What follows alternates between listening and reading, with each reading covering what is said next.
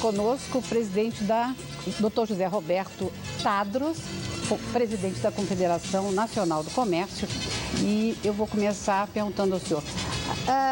A Confederação Nacional do Comércio é uma entidade muito, muito importante, mas eu queria que o senhor falasse um pouco para o nosso público o que efetivamente é a Confederação, como é que ela atua e como é que o senhor pretende, como o senhor já está atuando desde novembro, na gestão dessa entidade que é tão importante para o comércio, para todas essas pessoas que vivem de bem de consumo, para o turista, para o empresário. Fale um pouco sobre isso, que a gente está um pouco preocupado nessas áreas e um pouco angustiada com o que está acontecendo. Perfeito. Veja, isso foi uma proposta do presidente Getúlio Vargas, que em 1945, ao término da Segunda Guerra Mundial, ele achou por bem criar 3 instituições, cuidando cada uma de um respectivo segmento. Atividade primária, Confederação Nacional da Agricultura. Atividade secundária, Confederação Nacional da Indústria. E atividade terciária, que é a que eu presido hoje, voltada para o comércio de bens, serviços e turismo.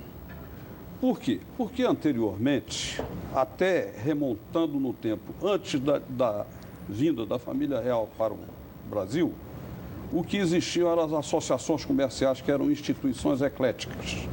Elas cuidavam da atividade primária, secundária e terciária. E, então, formavam um bolo só que complicava muito mais. E, paralelamente a isso, o presidente Vargas teve o descortino de entender que nós estávamos entrando na sociedade de consumo.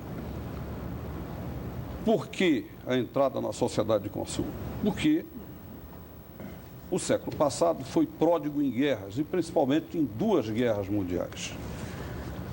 E toda vez que houve essa deflagração, os homens foram para os campos de batalha e as mulheres ficaram na retaguarda, ocupando os espaços no campo de trabalho. Obviamente que, com o advento da Segunda Guerra Mundial, que ceifou a vida de 70 milhões de pessoas, do retorno dos vitoriosos exércitos dos aliados para reocupar o seu lugar na atividade laboral, já estava ocupado pelas mulheres. E elas são as mães da sociedade de consumo, porque consumistas são as mulheres. E, obviamente, que o Ainda presidente... hoje? Ainda hoje. Eu não sei. Ai de nós, se não fosse de vocês. Não o deixa sistema meu marido capitalista já teria acabado. Não deixa o meu marido, eles dois estão um perigo que você está falando isso aqui para eles. Presidente, não, mas é verdade. Qual é a importância hoje em dia do chamado Sistema S, mais especificamente do SESC-SENAC para o Brasil? Veja, nós preparamos mão de obra, nós damos mais de 2 milhões de empregos por ano. Doutor Arnaldo Nisquier conhece bem porque nos ajudou. O Sistema S do comércio, que eu quero ressaltar aos senhores o seguinte: o comércio representa 75% do PIB nacional. Em qualquer lugar do país, onde você estiver, por menor que seja a comunidade, pode não ter atividade agrícola ou industrial, mas com certeza comercial tem. Bom, é verdade. E nós temos uma atividade casada em que o setor que cuida da atividade de esporte, lazer, cultura, saúde e instrução, que é o SESC, ele tem a recreação infantil, que é a pré-escola, você tem a alfabetização, você tem o ensino fundamental e o ensino médio. E o SENAC casa com o SESC. E tem os cursos profissionalizantes e a faculdade tecnológica. Então, nós pegamos os filhos dos trabalhadores em tenra idade e damos lá em cima um curso superior. São 2 milhões por ano de diplomas. A custo de quanto para o governo? Nada. Pelo contrário, o governo tem lucro, porque quando ele recebe 1,5% na folha de pagamento do empresário que contribui para isso, para preparar mão de obra para ele e para a sociedade do modo geral, e 1% para o SENAC, esses recursos são do empresariado que contribui para o seu segmento, mas o INSS, apenas para fazer esse repasse, cobra 3,5%. Então, ganham todos. Todos os lados. Ganha a sociedade, ganha o governo com 3,5% e ganhamos nós, empresários, enquanto mostramos para a sociedade que, longe do que se propalou durante muito tempo, que o empresário é egoísta, só pensa no bolso dele, só quer ficar rico, ele tem um trabalho social de dimensões fantásticas. Então, presidente, todos esses fatores são extremamente importantes e devem ser ressaltados. Presidente Tadros, o senhor explicou muito bem qual é a finalidade, sobretudo do sistema S, vamos chamar assim. Aí a gente se espanta, porque de repente uma autoridade do atual governo diz que quer meter a faca no sistema S. Já não ganham, as entidades do governo já não ganham o suficiente, é preciso sacrificar o sistema S nos seus recursos? Olha, doutor Arnaldo, a meu juízo não, muito pelo contrário, porque nós trabalhamos não só voltados para o nosso segmento, mas sim para a sociedade como um todo. Não há discriminação dizendo, você apresentou a carteira de trabalhador do comércio, você pode utilizar das benesses do sistema. Muito pelo contrário, nós derrubamos os muros e abrimos para a sociedade como um todo, a um preço absolutamente módico. E outra coisa, o povo que era carente de esporte, de lazer, de cultura, de saúde, nós sempre agimos desta forma em nível de SESC. Inclusive, a inclusão social nesse processo é tão importante que pessoas que nunca tiveram a oportunidade de sair do seu bairro, porque não tinham recursos para, quando do gozo de férias, se deslocar para uma outra cidade, viajam para o exterior, porque nós temos o turismo social. Presidente Roberto Tadros, na esteira do que disse o professor e acadêmico Arnaldo Nisquet, eu li recentemente uma entrevista sua no jornal Monitor Mercantil, no qual ali registrava que o índice de confiança do empresário estava um pouco aquém daquilo que se imaginava por causa da economia. Eu lhe pergunto, o que é que isso pode resultar? Quais as consequências para o empresário nessa sua dissertação aí, que tanto contribui para a nação? Veja, nós tivemos um momento, me permita, ministro Bernardo Cabral, regredir um pouco na cronologia. Nós tivemos uma rearrumação da casa com o governo Temer. E aí a economia começou a crescer novamente, que ela estava estagnada. Quando houve aquela greve dos caminhoneiros, que a previsão, àquela altura, todos os nossos indicadores econômicos diziam que nós terminaríamos o governo Temer com crescimento de 2,3%, 2,6%. E com a greve dos caminhoneiros caiu para 1,8%, 1,6%, 1,8%. Muito bem. O presidente Bolsonaro acenou com aquilo que era um anseio de todos nós. Um sistema capitalista definitivo nesse país, coisa que nós nunca tivemos. Nós sempre tivemos um capitalismo envergonhado, que o lucro era exorcizado até por questões religiosas nossas. Ao reverso de tudo isso, o capitalismo é includente e não excludente. Ele resgata a cidadania, erradica a pobreza e distribui renda.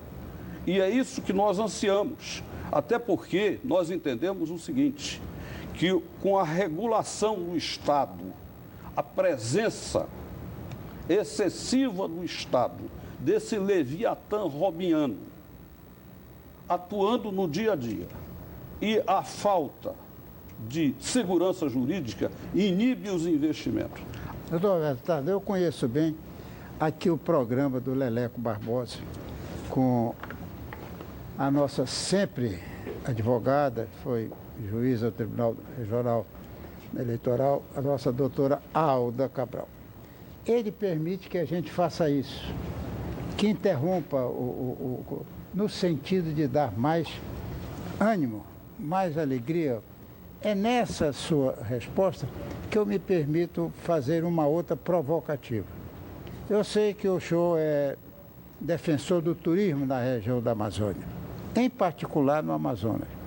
Mas como é que é possível o senhor achar, com os olhos que estão sempre voltados contra aquela região para o turismo, como é que o senhor dá uma declaração dessa? Ou o senhor acha que é possível contornar isso? Nós tivemos agora um grande evento lá no Amazonas, que todo ano lá em Parintins, o Bolo do Guará, né? Um grande evento que tem no estado do Amazonas. Ministro Bernardo Cabral, o senhor, mais do que ninguém, é um conhecer da região amazônica, em particular do Amazonas. Ó, a guisa de esclarecimento. Só o estado do Amazonas, só ele, é terceiro maior território da América do Sul. Ele só é menor do que o próprio Brasil e do que a Argentina. E o quarto da América Latina. Só perde também na América do Norte para o México, no que tange a América Latina. Veja, um estado que tem 97% da camada vegetal preservada na sua integralidade. E não é replantio, é camada vegetal original, histórica, original e a margem dos nossos rios, toda ela preservada também. Nós temos a maior bacia hidrográfica do mundo e a maior fronteira terrestre de toda a América do Sul, onde você tem problemas sérios e teve problemas sérios ao longo dos anos. Não custa lembrar que nós tivemos problemas de grupos guerrilheiros no Peru, na Colômbia, temos um conflito violento entre a Venezuela e as Guianas da região de Essequibo, e temos um vazio demográfico brutal. Este estado todo, que representa o terceiro maior território da América do Sul e o quarto da América Latina, tem 4,5 milhões de almas. Se amanhã este território não for olhado com o respeito devido, vai ser o paraíso do narcotráfico, vai ser o paraíso dos grupos de toda sorte. Ao arrepio de todos os princípios que mantêm a nossa integridade territorial. Mais que isso, tem movimentos de toda a natureza, em nível internacional, inclusive de igrejas, para criar nações indígenas. O senhor, que é formado em direito, sabe muito bem que os elementos indispensáveis para um Estado politicamente organizado é população, território e governo. Eles têm as três coisas, que o cacique é o governo, a população são os indígenas e o território é o território amazônico. Então, se os nossos governos não se preocuparem com isto, eu temo pelo futuro, ou pela segurança dos nossos filhos, ou da nossa integridade territorial. Bom, a Copa América acabou com um triunfo magistral da nossa seleção brasileira. Quem agora voltamos ao nosso futebol, entendeu? O Campeonato Brasileiro, a Taça Libertadores, enfim. Quem gosta de futebol, você sabia que o trem deixa você em frente ao estádio do Maracanã, ao Engenhão, ao Júlio de Coutinho, É só aproveite e torça para o seu time indo de trem. É só acessar www.supervia.com.br ou baixe o aplicativo, planeje a sua viagem pela Supervia e vai ao seu estádio de futebol torcer pelo seu time de coração. Nós vamos ao rápido intervalo e voltamos já aqui com o presidente da Confederação Nacional do Comércio, Dr. José Roberto Tadros, hoje aqui no Deles e Delas. Até já.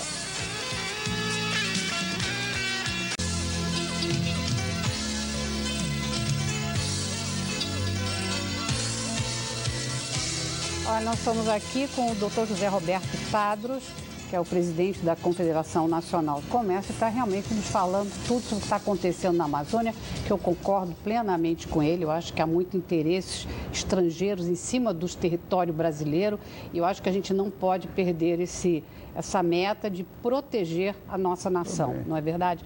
E o senhor estava falando anteriormente também sobre economia, né? Como há uma preocupação geral, né? Dessa chegada, de repente, do real capitalismo, né? Que não existia verdadeiramente.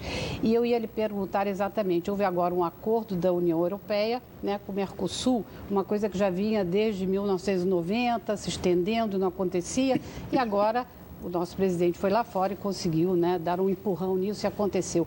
Como é que o senhor está vendo esse desenvolvimento, esse acordo agora para o nosso Brasil? Eu acho que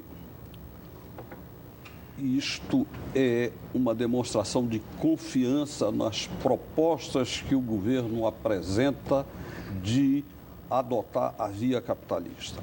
Nós temos agora um mercado consumidor dos nossos produtos primários, de 550 milhões de almas, de alto poder aquisitivo, que vai alavancar o nosso desenvolvimento econômico. O Brasil, que é uma potência agrícola hoje, irá triplicar este seu potencial, e isto é uma brisa fresca no nosso desenvolvimento. Eu vejo isso com bons olhos, até porque todos nós conhecemos a história da Europa e sabemos que é muito difícil, porque no que pese a França ter acabado com o feudalismo no século XV, ainda há sentimentos muito arraigados do homem, do produtor agrícola, fundamentalmente na França e em outros países da Europa, que reagem contra isso e eles não conseguem produzir com a intensidade que nós produzimos, com o triplo da colheita que nós tiramos, com a área plantada que é extremamente maior, claro, para competir conosco. Então, eu acho que foi um belo tempo. Eu acho que até a França não está tão satisfeita. O que o senhor acha o que o Brasil deve fazer para potencializar os benefícios desse acordo? Eu acho que, fundamentalmente, é aquilo que eu disse anteriormente, Lelé. Segurança jurídica, entrar de cabeça no sistema capitalista, resgatar este bolsão de pobreza que ainda perdura neste país, em torno de 40 milhões. E outra coisa, melhorar a renda do trabalhador. Você não pode continuar pagando baixos salários e querendo transformar 50 milhões de trabalhadores em consumidores. Ora, 50 milhões de trabalhadores é quase a população da França toda. É verdade. E por que não se paga bons salários? Porque as empresas não têm renda. E veja bem, um trabalhador custa 132% mais do que vai para o bolso dele. Então nós precisamos mudar essa matriz de desenvolvimento. Nós precisamos, finalmente, declarar a independência definitiva do Brasil de Portugal, porque as regulações, os regulamentos estabelecidos para toda a América Latina ainda sofrem da matriz ibérica. Vejam que o Portugal tinha 92 mil quilômetros quadrados e conquistou um território de 8 milhões e meio de quilômetros quadrados. Tinha que ter mãos férreas, até porque foi no século XVI que o Brasil foi descoberto. A mesma coisa a Espanha, que tem 400 mil quilômetros quadrados e praticamente a América Latina toda era dela. Então, eles tinham que regular isso. Nós fizemos a independência política, mas não fizemos a independência econômica. Agora é que nós temos que marchar para isso. Doutor Tadros, eu tenho uma enorme curiosidade pessoal de saber por que a Noruega e a Alemanha estão financiando obras em nosso território. Qual é o interesse que eles têm? Mas eu vou deixar isso para uma outra oportunidade e gostaria de perguntar ao senhor, concordando plenamente com a sua ideia de que se deve pagar melhor aos nossos trabalhadores, e aí eu incluo os professores, porque eles são muito mal remunerados em nosso país, o senhor não acha que para se pagar melhor ao trabalhador é preciso que ele seja mais bem formado? Ou seja, qual é a prioridade que o senhor defende para a educação brasileira? Professor Arnaldo, a prioridade é realmente aumentar cada vez mais o conhecimento do povo. O povo ficou muito tempo como massa de manobra. O populismo o induziu a isto. E obviamente, que ao longo dos anos nós tivemos vantagens maravilhosas com relação a Portugal. Nos deu um país uno e indivisível, uma única língua, uma única religião. Verdade. Integridade territorial e etc, etc. Mas Portugal nunca primou pela instrução, nem no seu território pátrio, nem nas províncias e colônias ultramarinas. Não era o objetivo principal de Portugal. E, quando da independência do Brasil, à exceção do governo de Dom Pedro II, que para mim foi um dos maiores governos que o Brasil teve, eu citaria, se o senhor me permite, nós tivemos 3 grandes governantes desse país. Ele, Getúlio Vargas, que maculou um pouco a sua biografia porque foi ditador, e Juscelino Kubitschek. Mas, a meu juízo, o mais completo governante que esse país teve, que se preocupou fundamentalmente com a educação, foi Dom Pedro II. Tivesse continuado esse processo e evoluído, nós teríamos hoje um país com todo o povo educado e absolutamente civilizado. Lamentavelmente, o populismo entrou no processo e aí não interessava que estudassem muito para serem utilizados como massa de manobra. Então, nós precisamos cada vez mais preparar a mão de obra. Eu sempre cito uma frase de Aristóteles: um país, quando começa a pensar, ninguém para ele. Está aí o exemplo da Alemanha, perdeu 2 guerras e é a maior potência da Europa. O Japão tem terremotos, maremotos, um território entrecortado de ilhas, 300 e poucos mil quilômetros quadrados. Foi derrotada na Segunda Guerra Mundial, foi bombardeada com bomba atômica em 2 ocasiões e, não obstante, se transformou na segunda potência do mundo, econômica do mundo. Por quê? Educação. Educação e abraçar o sistema capitalista.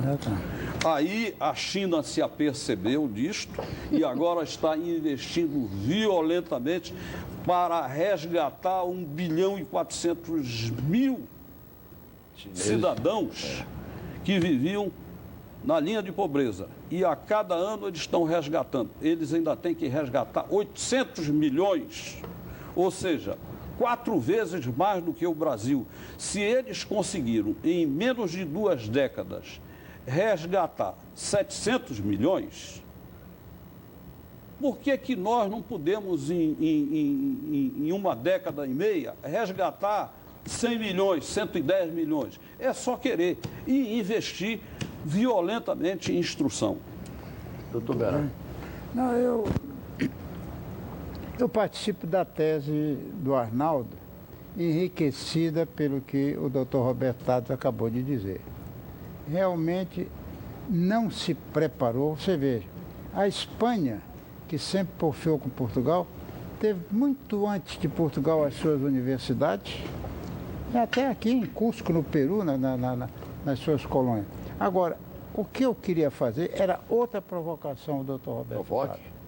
Porque senão fica um negócio assim meio árido. Eu quero que ele me diga. Você quer guerra? Você quer? E doutor Tadros está pronto para provocação. Eu vou dizer por quê. é que os adversários da instituição que ele acaba de ser eleito, e brilhantemente, porque ganhou a maioria absoluta, enfim, dizem que a nossa Confederação Nacional da Indústria, do comércio, é maior do que da indústria, é maior do que todas as demais. Por quê?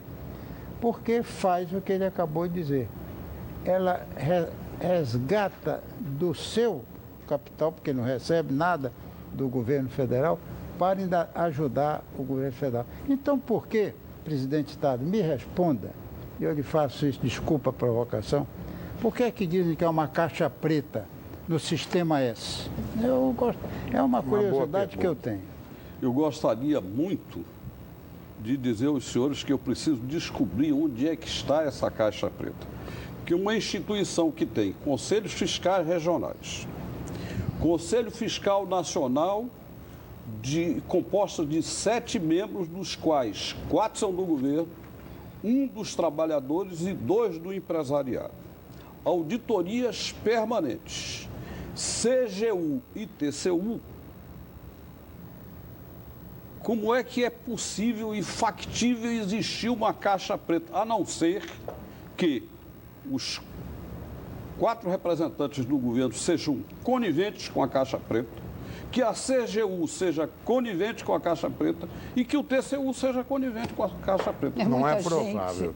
Não é provável. Claro. Não é o caso da Confederação, como o caso do BNDES, que querem abrir a caixa preta e ninguém consegue abrir a tal da caixa preta já lá. Já começaram a abrir porque então, lá existia. essa caixa não existe. Também eu estou satisfeito com a resposta. O presidente, o que o empresariado do comércio de bens, de serviços e turismo pode esperar na sua gestão aqui na CNC?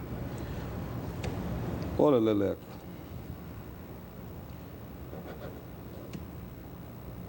trabalho. O fundamental de tudo isso é trabalho, pensar, né? Alguém já disse, 80% de inspiração, 80% de respiração e transpiração e 30% de inspiração. E para isso nós temos uma inteligência. Eu digo que a CNC é a única das confederações que cumpre os princípios de Platão. Tem um conselho composto de anciões, entre aspas, senador, ministro, relator da Constituinte, presidente da OAB Nacional, José Bernardo Cabral, ministro da Fazenda, presidente do Banco Central, Hernani Galvez, e Antônio Oliveira Santos, que foi, durante 38 anos, presidente da casa e que nos legou um patrimônio invejável porque não malbaratou recursos. Então, isso é um super conselho. Essa super trilogia, não é, com quem eu me amparo como se fosse o oráculo de Delfos. Somente brilhantes, né? Eles estão a me respaldar no meu dia a dia. E, ao longo do tempo, o professor Arnaldo Nisquier, que implantou a escola de ensino médio do SESC, que serve de parâmetro para tantas outras escolas do Brasil afora e que se inspirou em princípios modernos das escolas de primeiro mundo nos Estados Unidos, da Inglaterra e da França. De resto, é ter o trabalho como princípio, meio e fim. É isso aí. Bom, não existe educação realmente sem cultura. Com essa convicção, a Fundação Sesgan Rio, do nosso professor Carlos Alberto Serpa, através do seu centro cultural, atua na área de teatro, literatura, poesia, dança e música. Nessa linha, a Faculdade Sesgan Rio inicia novos cursos de teatro e pedagogia. Saiba muito mais em cultural.sesganrio.org.br. Cultural E você não deixe de assistir lá no Teatro Sesc Gran Rio, ali no Rio Comprido, o grande show, relembrando os grandes sucessos do conjunto ABBA, que está fazendo o maior sucesso do Teatro Sesc Gran Rio, ali no Rio Comprido, e na Casa Julieta de Serpa, no seu chá, um sucesso enorme com o musical da Liza Minnelli. Vamos ver um pedacinho do musical da Liza Minnelli. Roda aí, por favor.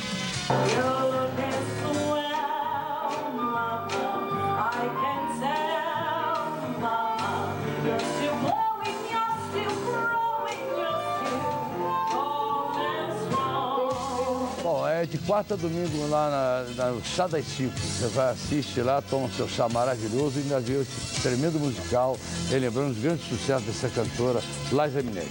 Vamos a um breve intervalo e voltamos já com o presidente da Confederação Nacional do Comércio, Dr. José Roberto Tadros, aqui no Deles e Delas dessa noite. Até já.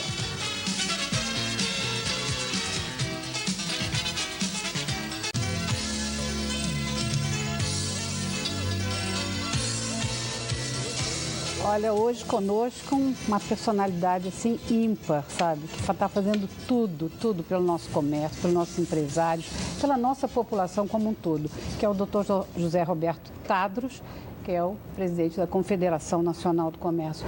E voltando agora, eu vou tocar um assunto que eu acho muito importante, que a gente ainda não tocou assim aqui, que é sobre a reforma da Previdência e essas outras reformas que nós estamos precisando para o nosso Brasil, para que haja realmente um desenvolvimento econômico. Eu quero que o senhor fale um pouco sobre isso, que eu sei que o senhor entende a beça do assunto. Bom, a reforma da Previdência é indispensável e inadiável. A Previdência Social foi criada em 1942, salvo engano. E, obviamente, a expectativa de vida naquela época girava em torno de 50, 55 anos. Hoje, a cada ano, cresce um ano. Hoje, a nossa expectativa de vida já está tocando nos 80 anos. Ainda bem, né? Nós precisamos fazer uma reforma urgente sob pena de comprometermos o futuro dos nossos filhos e netos. Eu acho que é importante, é indispensável. Mas mais importante do que a reforma da Previdência, a meu juízo, é a reforma tributária. São muitos tributos que nós pagamos, né? A quantidade de tributos, né, em cascata, nos 3 níveis, que forçam o empresário a viver muito mais fixado no diário oficial do que no seu negócio. Então, nós precisamos, rapidamente, restaurar aquilo que sempre foi importante nesse país, a confiança. Se nós ficarmos achando que todo mundo é desonesto, todo mundo é ladrão e tem que regular tudo, nós não vamos chegar ao desenvolvimento que tanto ansiamos. Por outro lado, eu devo lembrar o seguinte, que este país foi construído por estrangeiros.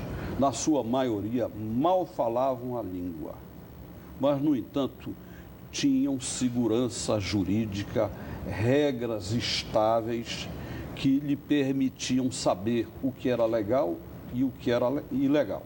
Hoje, você dorme na legalidade e acorda na ilegalidade, porque na calada da noite foi aprovado uma lei, houve uma portaria, uma decisão que lhe transforma em ilegal.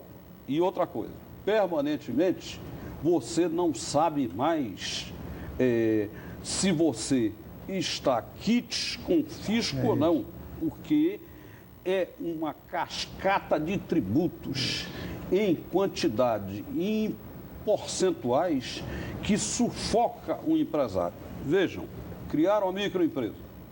Aí os senhores vão ver, é o Simples. O Simples tem mais de 20 itens de exigência.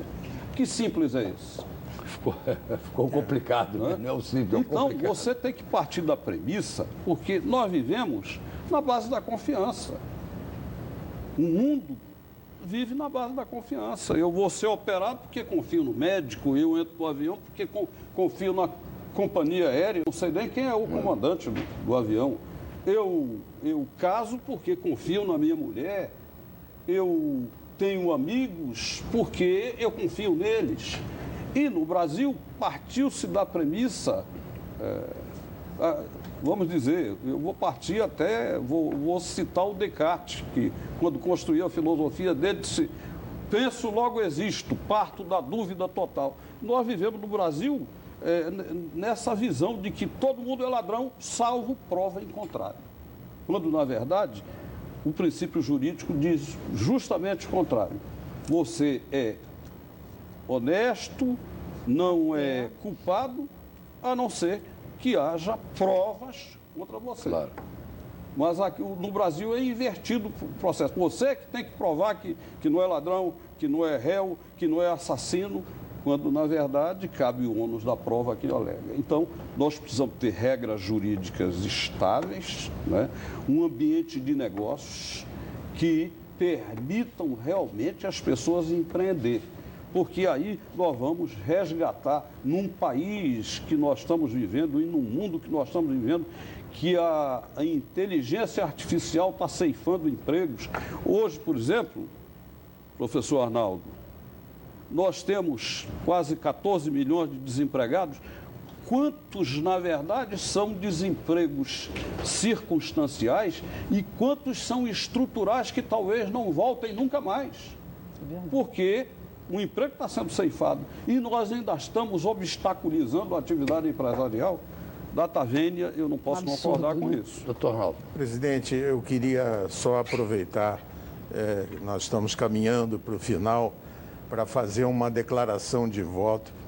Primeiro, inteiramente favorável à sua ação na Confederação Nacional do Comércio de Bens, Serviços e Turismo. Eu tenho acompanhado de perto e sei da sua dedicação. O senhor não para, aqui, ali, acolá, viajando. É uma coisa extraordinária e merece os nossos parabéns. Por outro lado, o senhor falou em 14 milhões de desempregados, é verdade. Acho que nós devemos também dar uma atenção ao que nós chamamos de educação à distância. É uma modalidade que está crescendo no mundo todo e que aqui no Brasil já tem 1.800.000 alunos. Então, existe aí uma possibilidade extraordinária que acho que a Confederação deve se preocupar também de caminhar nesse sentido. É moderno, funciona, é barato e acho que isso pode ter também a qualidade indispensável. O que o senhor acha disso? Eu acho importante e indispensável e já abordei esse assunto com os nossos diretores do SESC e do SENAC, visando isso, até porque, como eu venho de um estado que tem dimensões amplas, as dificuldades locacionais de transporte, de não sei o que, são muito complicadas. Nós precisamos para a educação à distância lá. Eu já abordei esse assunto com o doutor Antônio há uns 20 anos, reivindicando que nós tivéssemos uma rede de rádios e televisão para atingir toda a Amazônia, preparando mão de obra e cursos para os nossos cidadãos. Isso seria uma forma de inclusão social. Isso. Mas, infelizmente, o doutor Antônio pediu e foi uma dificuldade muito grande de nós conseguirmos, junto aos órgãos reguladores da radiodifusão, da televisão, que fosse liberado isso. Eles liberaram a TV Sesc Senac para São Paulo. Mas nós precisamos de uma TV regional para a Amazônia toda, que abrange 8, 9, 10 estados e corresponde a 2/3 do território nacional. Infelizmente, ainda não logramos isso, mas eu venho insistindo ao longo desses 20 anos. É o certo. É interessante, você disse uma coisa rigorosamente verdadeira. O doutor Roberto Tato sabia que nós estávamos dispostos aqui, tanto você quanto eu, não a imprensá-lo, até porque seria uma prisão que nós seríamos os carcereiros dela, da amizade. Mas eu gostei do que ele disse, apontou caminhos, indicou soluções, não ficou naquela vai lá, vem cá, foi diretamente. Uma coisa ficou bem clara, é preciso que os grandes telespectadores do programa deles e delas entendam que o estado do Amazonas é uma coisa e a região amazônica é outra. E ele acabou de declarar isso. Por isso que quando ele fala que para o Amazonas é necessário esse status diferente, é porque ali existe um imenso potencial de riquezas.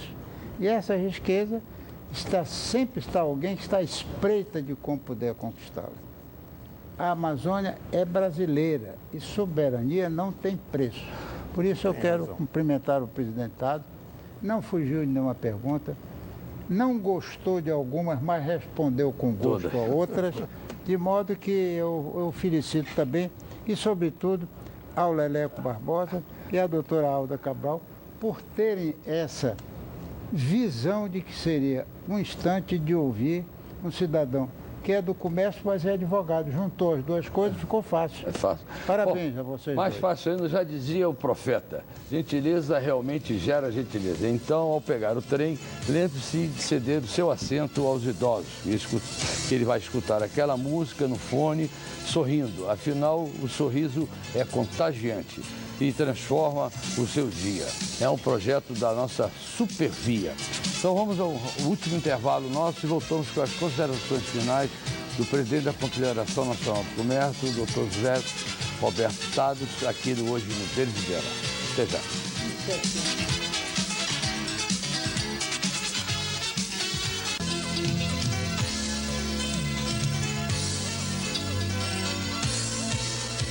Bom, a banha de porco em lata voltou. O nome dela é Piglet, 100% pura e sem conservantes. É o pessoal dos grandes, quem se lembra, das Casas da Banha, da família Veloso, estão lançando agora o Piglet. Vamos lembrar os porquinhos da Casa da Banha aí.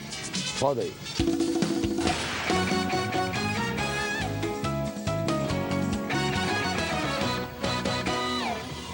Piglet. Doutor José Taddros, é uma pena que realmente a gente tem um horário a cumprir aqui na televisão. Eu vou deixar mais uma vez aqui falar com o seu mestre, o doutor Luiz Gastão, para eu breve, retornar aqui ao nosso programa, porque eu acho que temos muito mais assuntos para tratar que é muito importante essa Confederação Nacional do Comércio. Fica o convite aqui para o senhor, quando o senhor puder voltar aqui, as portas dela estará aberta para mais esclarecimentos da Confederação. Gostaria de agradecer muito a sua presença aqui hoje no Deles e Delas e dar uma lembrancinha aqui do nosso saudoso velho guerreiro, a biografia do nosso saudoso velho guerreiro. Muito obrigado. Obrigado mesmo. Obrigado ao senhor.